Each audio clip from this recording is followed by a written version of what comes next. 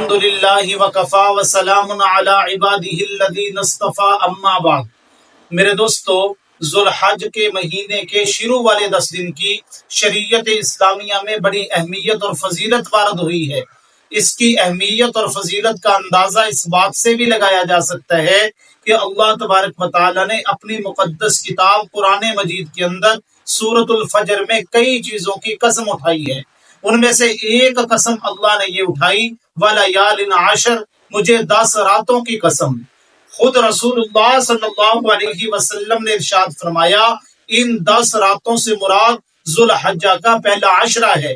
حضرت ابن عباس رضی اللہ تعالیٰ عنہ سے روایت ہے، اللہ کے نبی علیہ السلام نے ارشاد فرمایا کہ کوئی دن ایسا نہیں کہ جس کی عبادت اللہ کے ہاں اتنی محبوب اور پسندیدہ ہو جتنی عبادت ذوالحجہ کے پہلے 10 دنوں کی اللہ کو محبوب ہے۔ جتنی عبادت کی عظمت اور اہمیت اللہ کے ہاں ذوالحجہ کے پہلے 10 دنوں کی ہے، کسی دن کی عبادت اللہ کو اتنی محبوب نہیں۔ اللہ کے نبی علیہ السلام نے ذوالحج کے پہلے عشرے کے 9 روزوں کی بڑی فضیلت بیان فرمائی ہے۔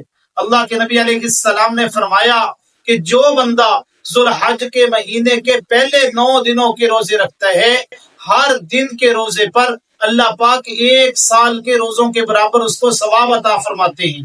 اور 9 ذی الحج یعنی عرفہ کے دن کے روزے کی فضیلت اللہ کے نبی نے یوں ارشاد فرمائی کہ جو بندہ 9 ذی الحج کا روزہ رکھتا ہے، اللہ تبارک و تعالیٰ اس کے 1 سال گزشتہ کے اور 1 سال آئندہ کے گناہوں کو معاف کر دیتے ہیں۔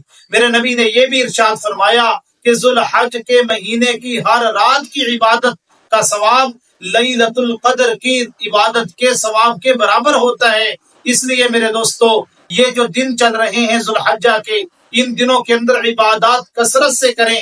اللہ کے نبی علیہ السلام کے صحابی حضرت عبداللہ ابن عمر رضی اللہ تعالیٰ عنہ ارشاد فرماتے ہیں کہ اللہ کے ہاں ان دنوں کی عبادت بڑی عظیم ہے، لہذا کثرت سے اللہ کا ذکر کیا کرو۔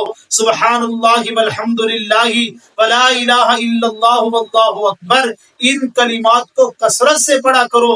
اس لیے جتنا بھی ہو سکے ان ایام کو، ان راتوں کو اللہ کی یاد میں گزاریں، اللہ کی عبادت میں گزاریں۔ اللہ تبارک و تعالی ہمیں عمل کرنے کی توفیق عطا